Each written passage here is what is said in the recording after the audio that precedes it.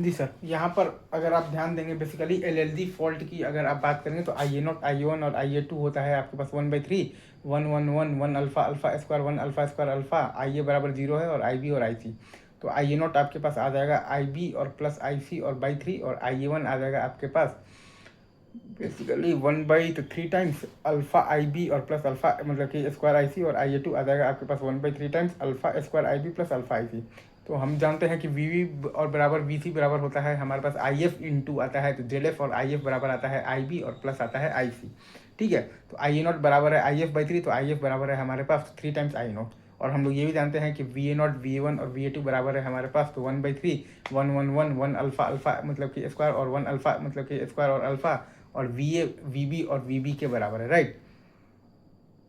तो यहाँ से हम ये निकाल लेंगे कि वी ए नॉट हमारे पास आ जाएगा, अगर आप यहाँ पर ध्यान देंगे तो वी ए नॉट बराबर आ जाएगा हमारे पास बेसिकली तो 1/3 टाइम्स आ जाएगा V A plus 2 times V B, और वी वन हमारे पास आ जाएगा 1/3 times V A minus V B, और वी ए टू हमारे पास आ जाएगा 1/3 टाइम्स वी ए माइनस आ जाएगा हमारे पास वी बी। ठीक है,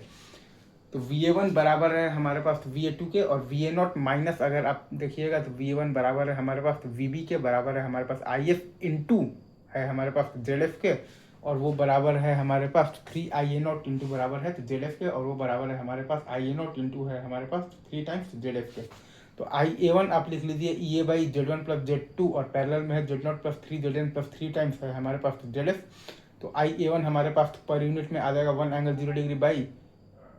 आ जाएगा हमारे पास तो mod of the Z one और प्लस जेड टू, और पैरेलल में है Z not plus 3 Z N plus 3 Z F है हमारे पास तो पर यूनिट में,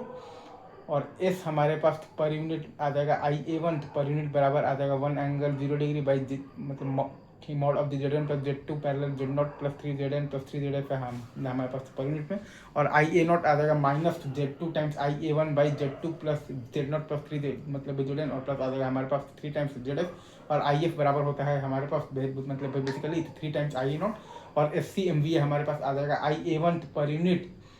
इंटू आ जाएगा हमारे पास एस बेस, और वो बराबर आ जाएगा हमारे पास S base by mod of the Z N plus Z two parallel Z not plus 3 Z N plus 3 Z F आ जाएगा हमारे पास पर यूनिट में। That's it. और ये ग्राफ हम जानते ही हैं, जो हमारे पास जो डायग्राम है आई ए वन जेड वन कैसे दिखाना है, और ई ए कैसे है, और वी ए वन कैसे है हमारे पास positive sequence negative sequence zero sequence Z two V A two I A two, और जेड नॉट है हमारे पास 3 जेड एन है, और 3 हमारे पास तो जेड एफ भी है, और हमारे पास आई ए नॉट भी है, और हमारे पास वी ए नॉट भी है। That's it.